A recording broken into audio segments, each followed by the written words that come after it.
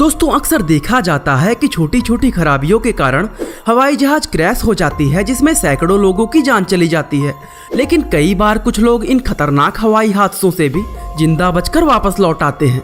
साल 1972 में भी ऐसा ही एक हवाई हादसा हुआ था, जिसमें कुछ लोग चमत्कारिक ढंग से जिंदा वापस लौट आए थे। आखिर वो हादसा किसकी गलती से हुआ था और ये लोग किस तरह उस हादसे से बचकर जिंदा लौटे थे, जानेंगे हमारी आज की इस रोमांचक वीडियो में। दोस्तों ये बात 12 अक्टूबर 1972 की है। रग्बी खेलने वाले कुछ खिलाड़ियों को एक मैच खेलने के लिए चिली पहुंचना था, लेकिन चिली पहुंचने के लिए कमर्शियल फ्लाइट बहुत महंगी थी और इन लोगों का बजट इतना नहीं था। इसलिए मजबूरी में इन लोगों ने एक पुराने एयरफोर्स प्लेन को किराए पर ले लिया। इस प्लेन का नाम फेयरचाइल्ड FH-227D था, जो अपने भारी वजन और कमजोर इंजन के लिए काफी बदनाम था। लेकिन चिली पहुंचने का एक मात्र सस्ता साधन यही था और इन खिलाड़ियों को हर हाल में चिली की राजधानी सैंटियागो पहुंचना था। और आखिरकार इन लोगों ने इसी प्लेन से जाने का निर्णय लिया। इस फ्लाइट में कुल 45 लोग थे, जिसमें खिलाड़ियों के अलावा उनके फैमिली मेंबर, समर्थक और 5 क्रू मेंबर शामिल थे। आखिरकार एंडीज माउंटेन रेंज को पार करने का ये सफर शुरू हुआ, लेकिन पहाड़ों में आए एक जबरदस्त बर्फीले तूफान की वजह से ये सफर अर्जेंटीना के मेंडोजा शहर में रोकना पड़ा। तूफान के रुकने का कोई आसार नजर नहीं आ रहा था, इसलिए इन लोगों ने सफर आगे बढ़ाने के लिए एक दूसरे रूट से जाने का फैसला किया और 13 अक्टूबर को ये सफर एक बार फिर से शुरू हो गया। लेकिन ये लोग इस सफर का मजा ज्यादा देर तक नहीं ले पाए। सफर शुरू होने के कुछ देर बाद ही प्लेन में तेज झटके लगने शुरू हो गए। इन लोगों को ये समझने में देरी नहीं लगी कि प्लेन के साथ कुछ गड़बड़ हुई है। असल में प्लेन के पायलट से एक बहुत बड़ी गलती हो गई थी। घने बादलों की वजह से पायलट को लगा कि वह एयरपोर्ट पहुंचने वाले हैं, जबकि वह एयरपोर्ट से 11 मिनट की दूरी पर थे और इसलिए पायलट ने प्लेन को नीचे कर दिया था, जिसकी वजह से प्लेन विशाल पर्वतों के बीच में आ गया था और प्लेन के अंदर बैठे सभी यात्रियों की हालत खराब हो गई थी। पायलट ने प्लेन को 2 विशाल चट्टानों से बचाने के लिए रफ्तार तेज करके ऊपर उठाने की कोशिश की, लेकिन उनकी इस कोशिश में प्लेन का पिछला सिरा एक चट्टान से टकराकर टूट गया।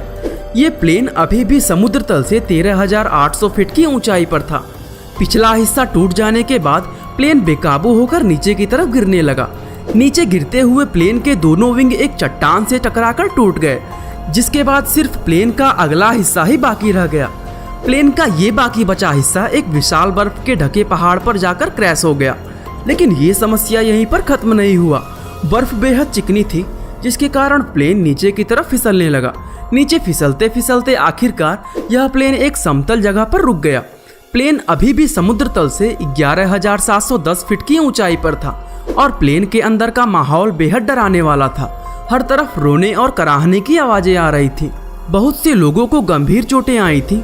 वह लोग पृथ्वी की एक ऐसी वीरान जगह पर थे जिसका अपना कोई नाम तक नहीं था। इस जगह का टेम्परेचर -22 डिग्री सेल्सियस था, जिसमें लोगों को सांस लेना भी मुश्किल हो रहा था। जिन लोगों को कम चोटें आई थी, उन्होंने दूसरे लोगों की मदद करना शुरू कर दिया। बहुत से लोगों को जानलेवा चोटें भी आई थी, जिसमें नांदो नाम का एक खिलाड़ी कोमा में चला गया था। इस समय तक कुल 12 लोगों की मौत हो चुकी थी। ठंड से बचने के लिए खिलाड़ियों ने जहाज के पिछले हिस्से को अपने सामान और सूटकेस से ब्लॉक कर दिया था।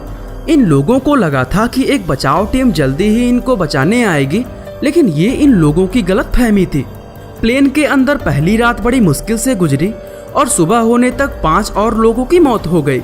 नांदो अभी भी कोमा में था, जबकि उसकी मां की मौत हो चुकी थी और उसकी बहन की हालत भी गंभीर थी। प्लेन का रंग बिल्कुल सफेद था, जिसके कारण उसको इस बर्फीली जगह में ढूंढना नामुमकिन था। प्लेन में अभी भी बहुत से लोग ऐसे थे जिनकी मौत किसी भी समय हो सकती थी। दोस्तों हम आपको बता दें कि प्लेन का पायलट मर चुका था और को पायलट की हालत बहुत गंभीर थी। को पायलट ने खिलाड़ियों से आग्रह किया कि वह उसको गोली मार दे ताकि उसको दर्द से छुटकारा मिल जाए, लेकिन खिलाड़ियों ने ऐसा करने से इनकार कर दिया था। खिलाड़ियों को एहसास हुआ कि उन लोगों को जिंदा रखने के लिए खाने का इंतजाम करना चाहिए और फिर उन्होंने प्लेन में खाना इकट्ठा करना शुरू कर दिया। उन्होंने पाया कि शराब और सिगरेट के अलावा जहाज में चॉकलेट, कैंडी, जैम और बादाम के कुछ डब्बे मौजूद थे। दिन बीतते गए और लोग मरते रहे। क्रैश होने के 10वें दिन नांदो को कोमा से होश आया। उसने उठकर देखा कि उसकी बहन अपनी आखिरी सांसें ले रही थी। नांदो की बहन ने उसके हाथों में अपनी आखिरी सांसें ली। अब इन लोगों को एहसास हो गया था कि उन्हें बचाने कोई नहीं आने वाला है।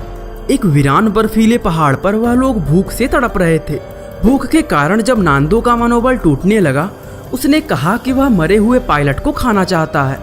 यही बात कई और लोगों के दिमाग में भी घूम रही थी। प्लेन में खाने का एक तिनका भी नहीं बचा था। खिलाड़ियों का दिमाग भूख के कारण बगावत करने लगा था। उन्हें ये पता था कि अगर उनको जिंदा रहना है तो उन्हें अपने मरे हुए साथियों का मांस खाना पड़ेगा। इस समय प्लेन के अंदर 27 लोग जिंदा थे और इतने लोगों के खाने का कोई अन्य इंतजाम होना नामुमकिन था। आखिरकार उन्होंने अपने मरे हुए साथियों का मांस खाने का निर्णय लिया, जिसकी शुरुआत उन्होंने पायलट से की। कुछ दिन इसी तरह बीते और 17वें दिन की रात को उन्हें एक तेज आवाज सुनाई दी। बाहर निकलकर देखा तो एक विशाल अवलांच उनकी तरफ बढ़ रहा था और कुछ ही सेकंड में वह तूफान प्लेन तक पहुंच गया। इस भयंकर तूफान में 8 और लोगों की मौत हो गई। प्लेन पूरी तरह बर्फ से ढक गया था और इस बर्फ को पिघलने में 3 दिन का समय लगा। दिन बीतते गए और ये लोग अपने मरे हुए साथियों का मांस खाते रहे। ये लोग गर्माहट के लिए सिगरेट पीते और हर रोज मदद की तलाश में बाहर निकलते, लेकिन कुछ दूर जाने पर ही ये बुरी तरह थक कर वापस आ जाते। एक और चीज जो इन्हें परेशान कर रही थी वो थी स्नो ब्लाइंडनेस। सूर्य की रोशनी में बर्फ इतनी तेज चमकती थी कि इन लोगों में अंधेपन का समस्या होने लगा था। इन समस्याओं से बचने के लिए इन लोगों ने बर्फ में चलने वाले काम चलाऊ जूते और धूप के चश्मे बना लिए ताकि ये बर्फ में और ज्यादा दूर तक जा सके। खोज के दौरान इन लोगों को जहाज का एक दूसरा टुकड़ा मिला। इस टुकड़े में इन लोगों को प्लेन के रेडियो बैटरी, कुछ चॉकलेट टॉफियां और कुछ कॉमिक्स मिली। ये लोग उस रात वहीं रुक गए। अगले दिन ये इस उम्मीद से लौटे कि वापस जाकर बैटरी की मदद से रेडियो को फिर से चालू करेंगे, लेकिन किसी को भी रेडियो के बारे में इतना नॉलेज नहीं था कि वह उसको रिपेयर कर सके। इस समय तक सिर्फ 16 लोग ही जिंदा बचे थे। उन्हें लगने लगा कि कुछ ही दिनों में वह भी मौत का शिकार हो जाएंगे।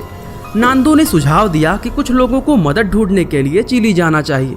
हालांकि बर्फ के पहाड़ों को पार करके 59 किलोमीटर दूर चिली पहुंचना नामुमकिन लग रहा था, लेकिन इसके अलावा कोई और रास्ता भी नहीं था। सभी की सहमत से तय हुआ कि इस सफर पर नांदो के साथ रॉबर्टो और विजिटिंग नाम के 2 और लोग भी जाएंगे और फिर 61वें दिन यह लोग नामुमकिन दिखने वाले सफर पर निकल पड़े। 3 दिन सफर करने के बाद विजिटिंग की हिम्मत जवाब दे गई और वो वापस प्लेन पर लौट गया, लेकिन नांदो और रॉबर्टो ने सफर जारी रखा। 8 दिन लगातार सफर करने के बाद आखिरकार उन्हें एक नदी दिखाई दी। नदी के दूसरे तरफ उन्हें एक इंसान दिखाई दिया और उस व्यक्ति से मदद मांगने के लिए नांदो ने पत्र लिखकर एक पत्थर की मदद से उसकी तरफ फेंका। वह व्यक्ति पत्र पढ़कर मदद का वादा करके वहां से चला गया। नांदो और रॉबर्टो ने वहीं नदी के किनारे डेरा डाल लिया। 2 दिन बाद नांदो और रॉबर्टो की मदद के लिए वहां पर आर्मी पहुंच गई और आर्मी ने तय किया कि बाकी लोगों को ढूंढने के लिए नांदो हेलीकॉप्टर के साथ जाएगा। थोड़ा आराम करने के बाद नांदो आर्मी के हेलीकॉप्टर के साथ अपने साथियों को बचाने के लिए निकल पड़ा। क्रैश होने के 72वें दिन सभी 16 लोगों को बचा लिया गया। सभी लोग इनके लौटने का जश्न मना रहे थे, लेकिन एक सवाल का जवाब किसी के पास नहीं था कि ये लोग आखिर 72 दिन तक बिना खाना पानी के कैसे जिंदा रह पाए। कुछ दिन बाद एक अखबार में घटना स्थल का एक फोटो छपा जिसमें इंसानी शरीर के कंकाल मिले थे। इन लोगों के 72 दिन तक जिंदा रहने का राज खुल गया। बहुत से लोगों ने इनका विरोध करते हुए इन्हें नरभक्षी और आदमखोर जैसे नामों से पुकारा, लेकिन नांदो ने एक इंटरव्यू में कहा कि उस पहाड़ पर जिंदा रहने का यही एकमात्र जरिया था। अपनी जान बचाने के लिए उन्हें जो ठीक लगा उन्होंने वो किया। दोस्तों, आपको क्या लगता है, इन लोगों ने अपने साथियों का मांस खाकर ठीक किया या गलत? हमें कमेंट करके जरूर बताइएगा। बाकी दोस्तों, आज के लिए बस इतना ही। उम्मीद है आपको हमारी आज की यह वीडियो काफ़ी पसंद आई होगी। और दोस्तों, ऐसी ही इंटरेस्टिंग वीडियोस को लगातार देखने के लिए हमारे चैनल को लाइक, शेयर और सब्सक्राइब करना बिल्कुल ना भूलें। आपका बहुमूल्य समय देने के लिए बहुत बहुत धन्यवाद।